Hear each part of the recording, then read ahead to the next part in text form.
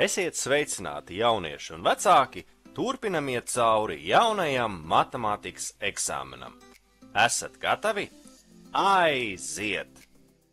10. uzdevums. Uzraksti daudzpunktas vietā vienādojumu, kas tika pareizi atrasināts, izpildot doto pārveidojumu ar vienādojumu abām pusēm. Šeit neliels ieskats, lai mēs saprastu, kas tad īsti šeit notiekās. Šeit mums prasa, lai mēs uzrakstām sākotnējo vienādojumu. Sākotnējais vienādojums. Un šeit mēs redzam šādu te simbolisku pierakstu, kas nozīmē, ka vienādojuma abas puses ir tiktas dalītas ar 10. Ja? Tātad, piemēram, vienādojumā 30x vienāds ar 70, ja mēs abas puses dalam ar 10, mēs iegūstam 3x vienāds 7. Tātad šajā gadījumā mums ir dota šī te daļa, bet šī te, tagad viņa ir mums izdzēsta. Un mums ir jāuzraksta šī sākotnējā daļa.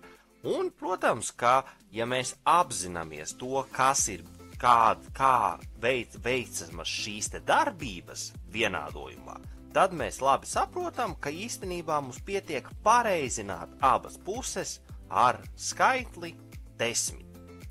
Un mēs iegūstam tātad x reizināts ar 10, 10x, un otrā pusē 2 pārvēršas par 20.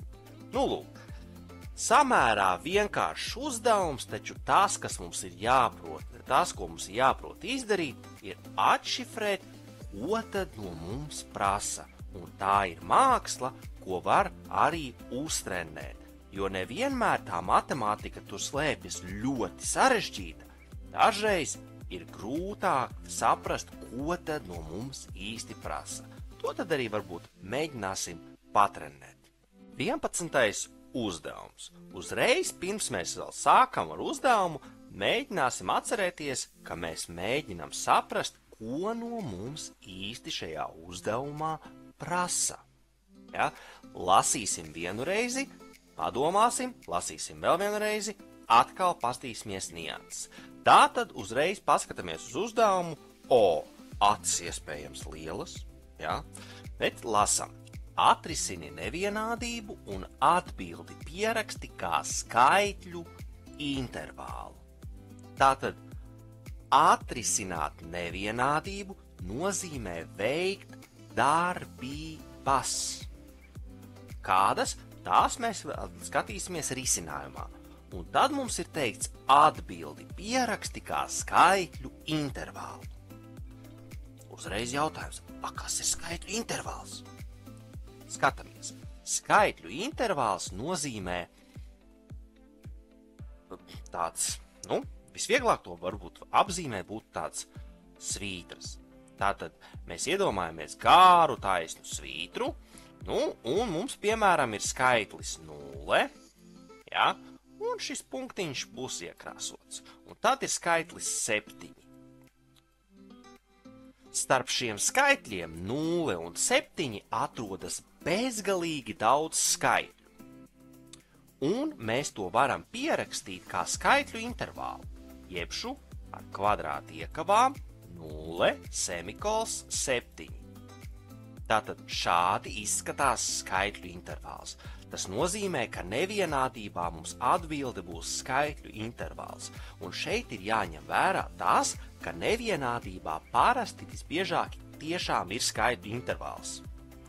Ja vienādojumā mēs dabujām konkrētu skaitli, tad nevienādībās mēs kā atbildi dabonam skaitļu intervālu. Labi, ko tur daudz, ķersimies klāt pie risinājuma. 2x mīnus 6 mazāks nekā 4x.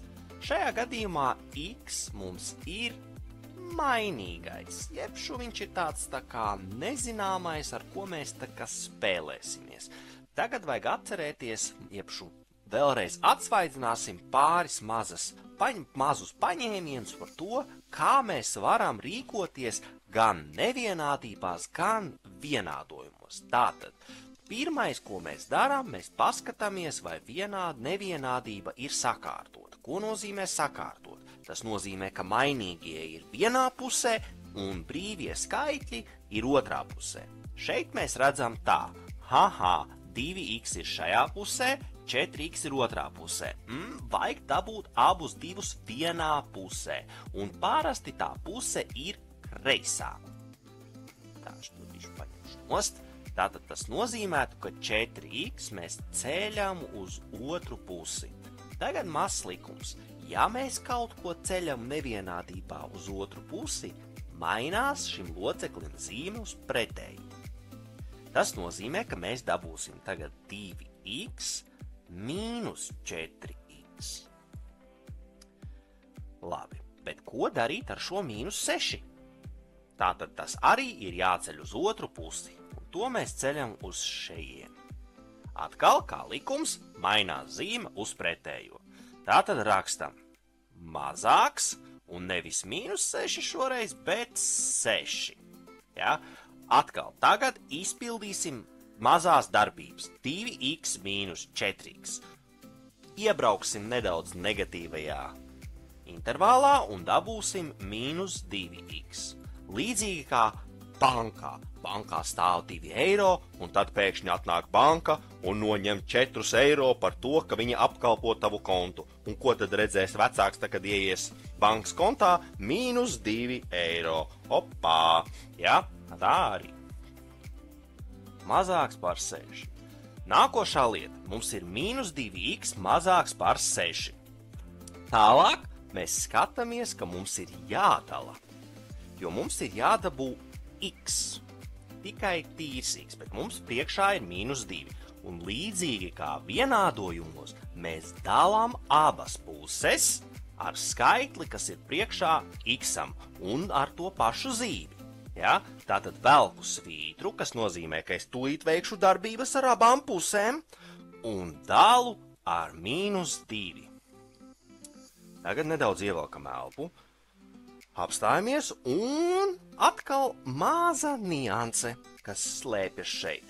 Tad, kad nevienādībā dalā ar negatīvu skaitli, nevienādības zīme metās uz otru pusi.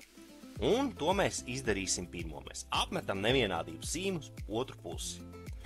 Tagad šajā pusē mīnus 2x dalīts ar mīnus 2 dos mums x.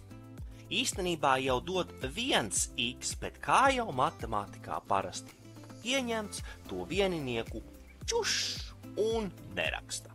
Ja? Tālāk 6 dalīts ar mīnus 2 atkal zīmju likums, pozitīvs ar negatīvu, dalīts zīme negatīva, bet skaitliskais rezultāts kā jau parasti 6 dalīts ar 2, 3. Nu lūk, šī ir gandrīz gala atbilde, ja? Ka x ir lielāks par mīnus 3, bet mums prasa skaitļu intervālu. Tātad tas nozīmē kaut ko šitādu. Zīmējam skaitļu asi. Un tagad mums ir jāatliek punkts. Šis punkts ir šī vērtība mīnus 3. Mīnus 3. Un atkal nedaudz atsvaidzinām. Kā ir ar tiem punktiem? Jo nevienādībās parādās pilns punkts, tukšs punkts. Un tas ir atkarīgs no nevienādības zīmes. Tātad, ja nevienādībā ir šāda zīme vai šāda, tad punkts mums būs tukšs, jebšu vērtība nepieder. Bet ja mums ir zīme šāda, kas nozīmē, ka var lielāks vai mazāks vai vienāds, ja, tad punkts ir iekrāsots. Šajā gadījumā mums ir šāda zīme, punkts tukšs. Un tālāk mums atliek saprast, vai mēs ņemsim skaitļu intervālu daļu, kas ir pa labi vai pa kreisi. Tagad uzreiz piezīmēšu. Tātad skaitlim, pareizāk sakot, šeit mums aiziet plus bezgalība, un šeit mums aiziet mīnus bezgalība. mums ir teikts, ka x ir lielāks par -3. Tātad, vai mums x vērtības visas aizies uz mīnus bezgalību vai uz plus bezgalību? Sanāk tā, ka matemātikā, jo negatīvāks skaitlis, jo viņš ir mazāks. Tātad -4 būs mazāks par -3. Jebšu iedomājamies kā ar temperatūru. -3 grādi ir siltāk nekā -4. Vai, piemēram, -2 grādi un -15, ja? -15, -2 īstenībā arī. Citi teiktu, ka tas atkarīgs no mitruma, bet ne par to tagad stāsts. Tagad skatāmies, tātad šeit negatīvā daļa mums būs mazāka, pozitīvā daļa būs lielāka. Tātad mēs iekrāsojam pozitīvo daļu. Un tagad sāksim pierakstīt intervālu. Vispirms mēs rakstam x pieder, un tagad atkal maza nianse, kā mēs matemātikā pierakstam šo skaitļu intervālu, jo tam ir nozīme. Sāksim ar to, ka mums ir 2 iekavu veidi. Mums ir apaļās iekavas un mums ir kvadrātiekavas. Šeit var redzēt, ka es izmantoju kvadrātiekavas. Jautājums, kāpēc ne apaļās? Parasti matemātikā apaļās iekavas. Tas ir atkarīgs no tā, vai punkts ir iekrāsots vai punkts ir neiekrāsots. Tad, kad punkts ir neiekrāsots, mēs izmantojam apaļo iekavu un norādām, ka mēs šo vērtību neieskaitām. Tad, kad mēs šo vērtību ieskaitām, mēs lietojam kvadrātiekavas. Ja? Šādā te veidā. Tātad mūsu -3 ir tukšs, tas nozīmē, ka mēs viņu neieskaitām. Un mēs pierakstam tā, kā lasām no kreisās uz labo. Tātad sāk ar -3, rakstu -3, ielieku apaļo iekavu, jo neieskaitu, un prom uz bezgalību. Plus bezgalība. Un sanāk tā, ka bezgalība matemātikā skaitās tāda nenoteikta, un līdz ar to viņu īsti neieskaita. Lūk, piemērs izpildīts. Esam izgājuši cauri 10., 11. un 12. uzdevumam no jaunā matemātikas eksāmena.